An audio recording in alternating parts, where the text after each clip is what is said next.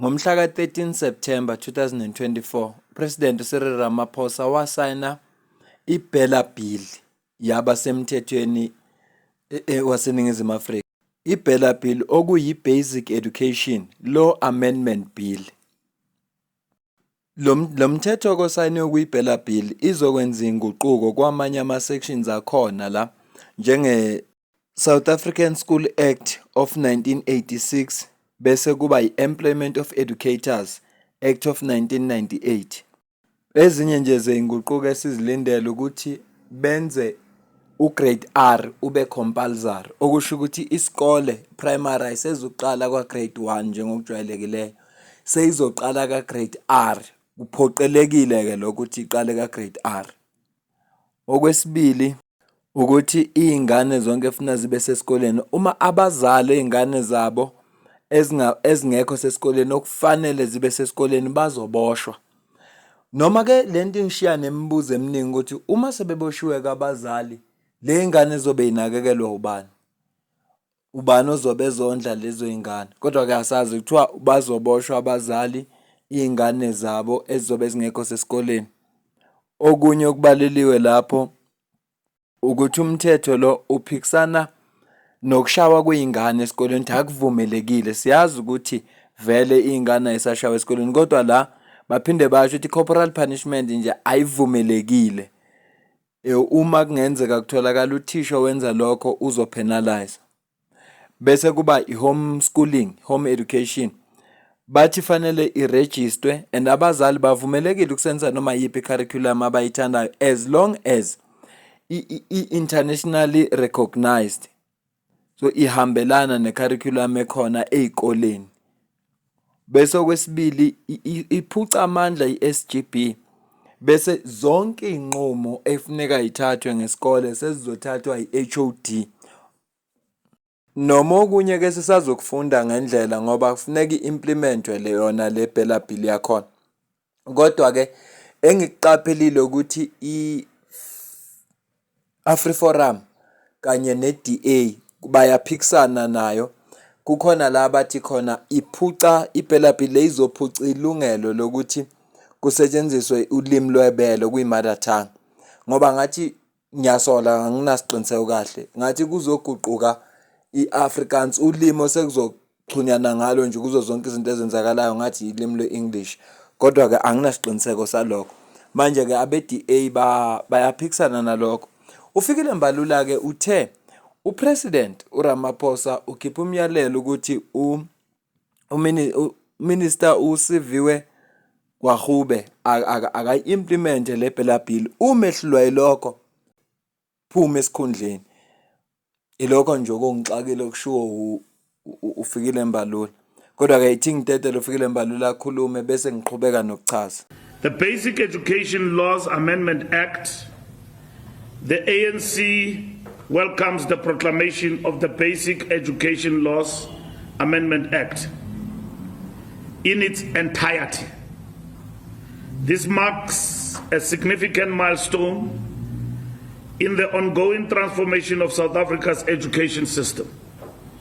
This achievement follows years of rigorous consultations and reflects our unwavering commitment to ensuring equitable access to quality education for all South Africans.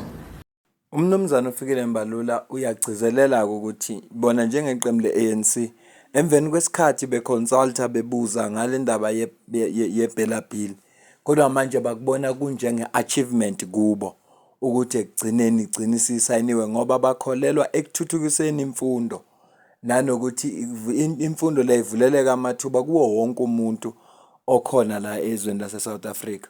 Asiqhubeke sizwe ukuthi uthini. In line with the Freedom Charter, the full Bela Act heralds a new era of inclusivity, addressing historical inequalities and affirming the rights of all learners to quality education. Measures such as universal access to grade R, the elimination of corporal punishment, centralized admissions, and equitable language policies dismantle remnants of apartheid era practices.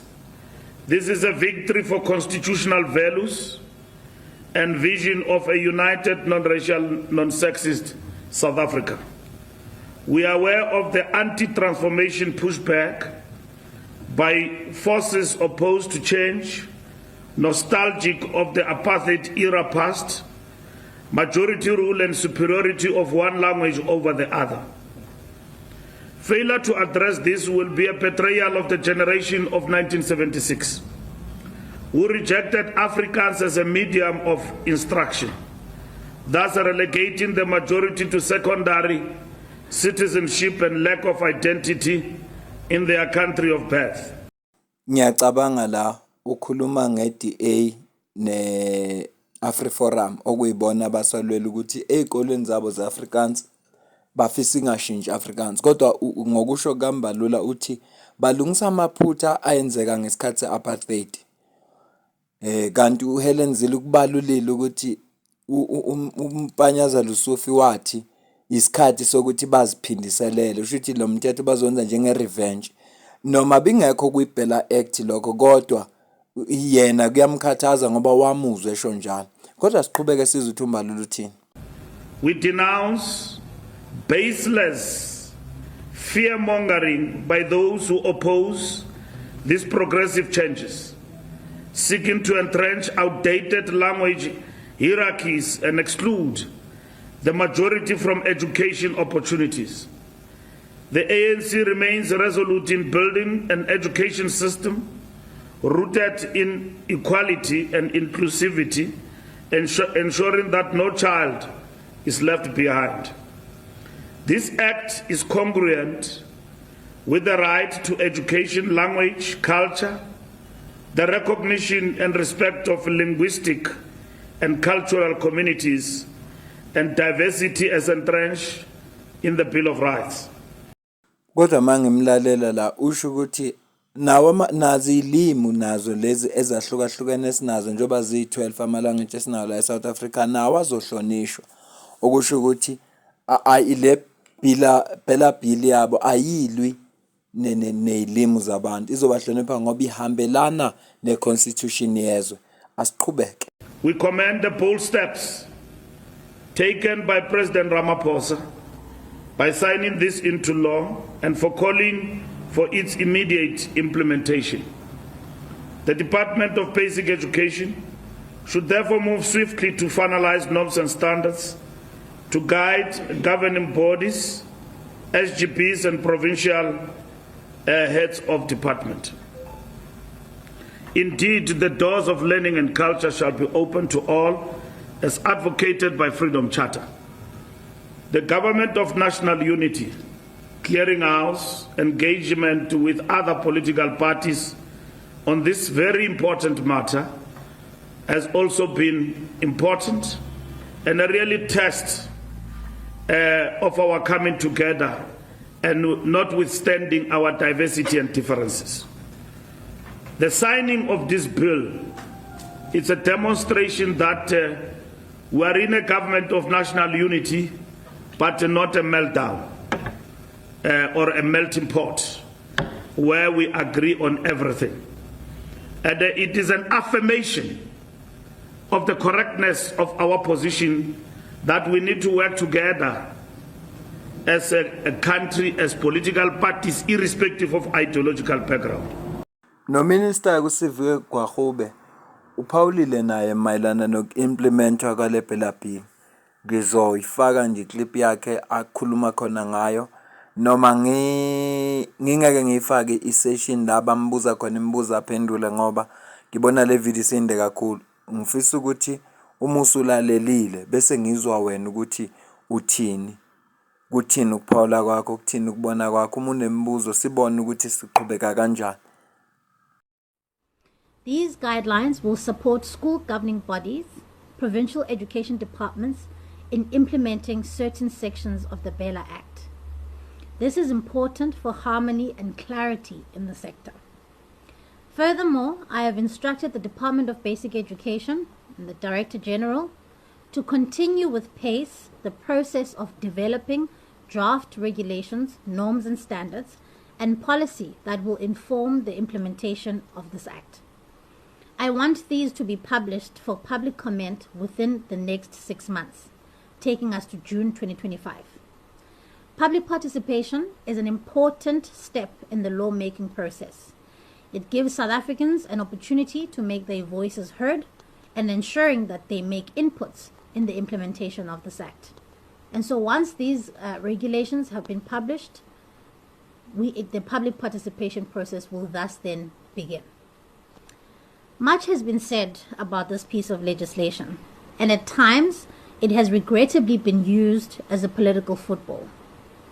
I now want to make it clear that the time for that is now over. I will not tolerate any weaponizing of this legislation for political means. The future of this country and our learners depends on us being able to do our work. The debate around mother tongue education is an important one. Mother tongue education has been proven to assist learners to achieve good learning outcomes. It is important, therefore, that this act is not used to undermine any language that is selected for teaching and learning.